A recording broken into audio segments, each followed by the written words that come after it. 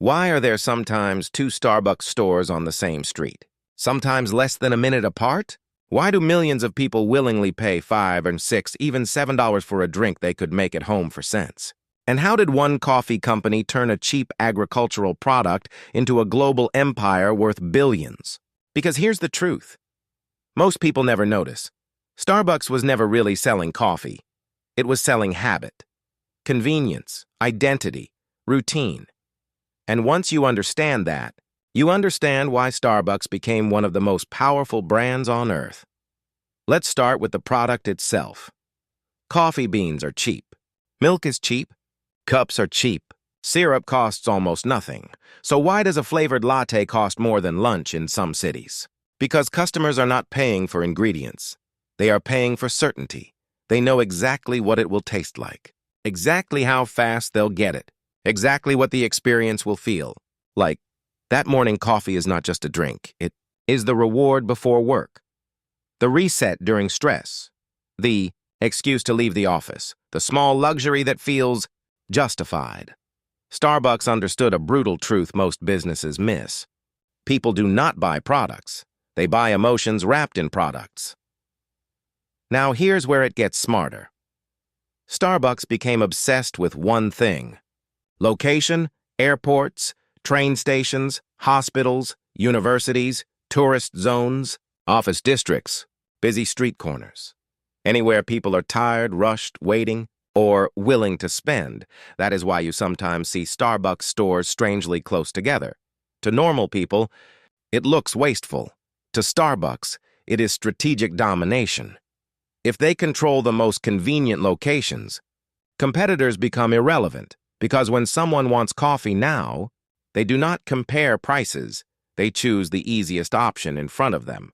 Starbucks knew convenience beats logic almost every time, and then came the real money machine: customization. A basic coffee is one thing, but the real profits come from the upgrades: extra shot, oat milk, vanilla syrup, cold foam, caramel drizzle, seasonal flavor, larger size, tiny decisions, tiny charges, almost invisible, but repeated millions of times per day.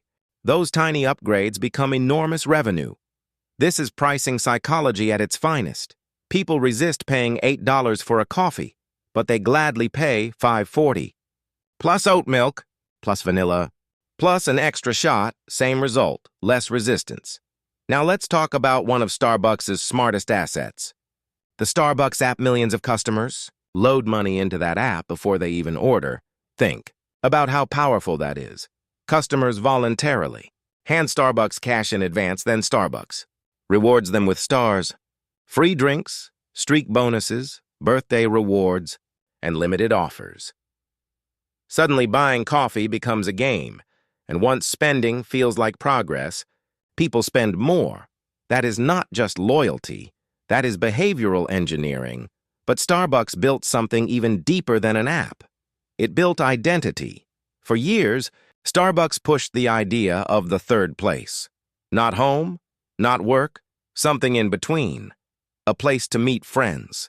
Open a laptop, study, relax, feel productive, feel comfortable.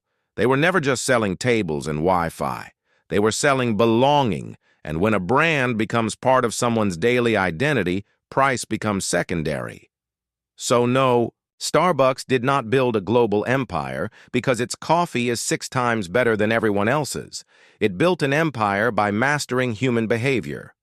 Habit, convenience, premium pricing, prime locations, emotional attachment. They took one of the cheapest products in the world and turned it into a premium ritual repeated every single day. That may be one of the smartest business models of the modern era. If this changed how you see the brands around you, subscribe to Hidden Ledgers for more business secrets hiding in plain sight, because the next company might be making money in a way you never expected.